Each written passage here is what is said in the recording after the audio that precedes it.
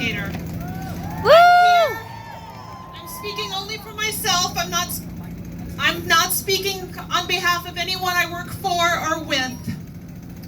This administration has put the training of our next generation of scientists in jeopardy. Scientists are trained over the course of 10 to 15 years. The way we support ourselves during this time is working on grant-funded research. Research groups that are working to find treatments for cancer, to improve food production, to create solutions for climate change are grant-supported. And much of the work that's done in these fields is done by trainees.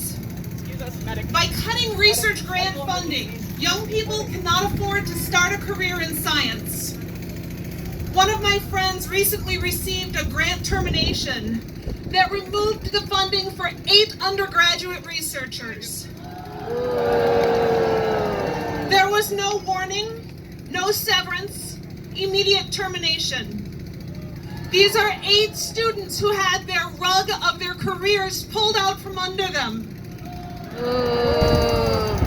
This story is being repeated many times at every research institution across the nation. The cruelty and short-sightedness is astounding. What effect is this having on our science students? This year's college graduates face an uncertain future as graduate programs are shrinking or even rescinding acceptances because of terminated federal grants. This means the training of our next generation of scientists is stalled. And that is a tragedy, not only for them, but for scientific progress and for the well-being of our country. Recently, I asked a friend, what is this administration's goal? What is their point? And they replied to me, the cruelty is the point. Yep. That has stuck with me. This administration seems bent on cruelty and finding ways to misuse science, particularly biology, because scientific truths are not convenient for their agenda. So if you'll indulge me, I'd like to give you a quick 3-part biology lesson. Ready?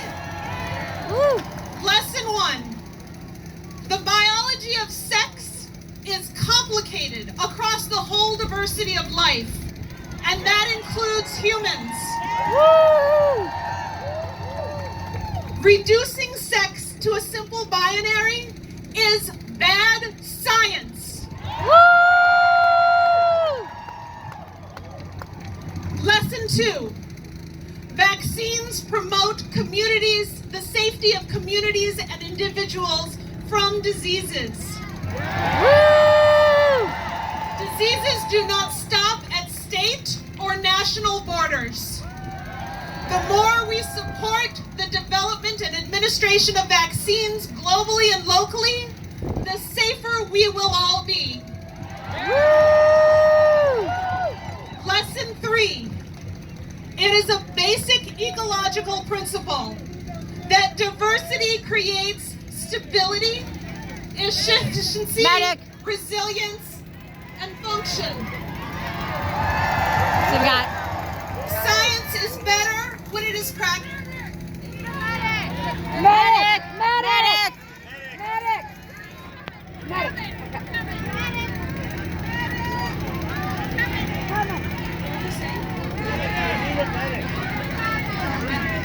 I think we need a medic. Yeah. We need a medic. They're coming. They're coming from. Here we go.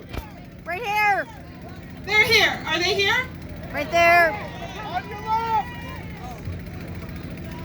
Okay. Let's take them. Okay. All right. Best wishes to whoever's suffering over there.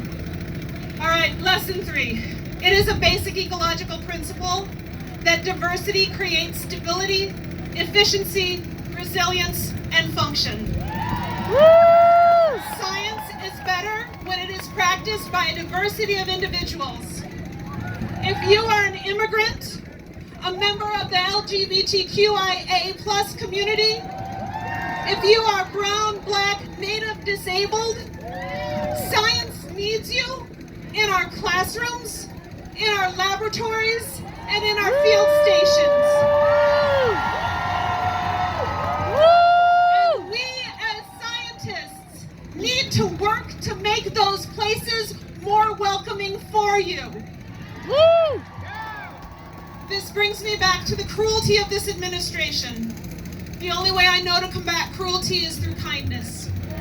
Research shows that if you want to educate people about things that are meaningful to them, just throwing facts at them doesn't actually work. You need to make them feel safe and cared for. Essentially, we need to be kind before we can educate. That is here in our classrooms, and that is here on our Capitol lawn. We need to care for each other and respect that everyone's journey here to the Capitol today has been different. We may not agree on everything. That's okay. As a biologist, I know that diversity begets resilience and function. We are here with our diverse paths and perspectives, united in our desire to preserve our democracy, in our desire to reinstate kindness. Thank you.